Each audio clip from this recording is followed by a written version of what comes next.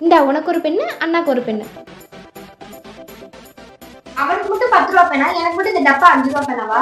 10 ரூபா மீன் சிக்கி சொன்னா கூட எனக்கு வந்து அவன் தள்ளி கொடுத்துட்டு என்கிட்ட இருந்து ஒரு பிஸ்கெட் நீங்க வாங்கிடுவீங்க, அவன்கிட்ட இருந்து வாங்க மாட்டீங்க. கேட்டா அவன் சாப்பிட்டுப்பா, அவன் தரமாட்டாங்க சாப்பிட்டு அப்படின்ட்டு அவனுக்கு சாதகமா நீங்க சொல்ல ஆரம்பிச்சிருவீங்க. அத்தை சொன்னாங்க நீங்க அவனை ஃபாரின்ல பெற்றுட்டு வந்தீங்கன்னு, அதனாலதான் அவன் கலரா இருக்கா, நான் இங்க போனதுனால நான் கருப்பா இருக்கேன். அவனுக்கு மட்டும் நல்லா டார்க்கா பிளாக்கா ஸ்ட்ராங்கா முடி கொடுத்துருக்கீங்க, எனக்கு மட்டும் நல்லா சொங்கி போன மாதிரி இதெல்லாம் ஒரு முடியா, நல்லா செம்மட்ட முடிச்சு.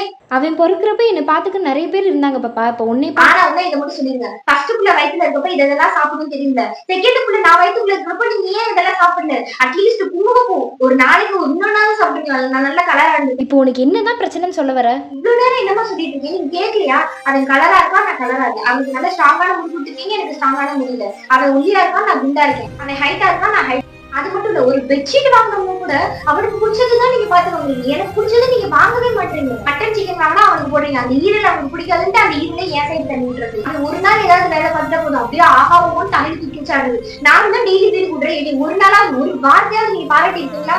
ஆஹா, ஓகேமா, அது நல்லா இருக்கு, எனக்கு பிடிச்சிருக்கு.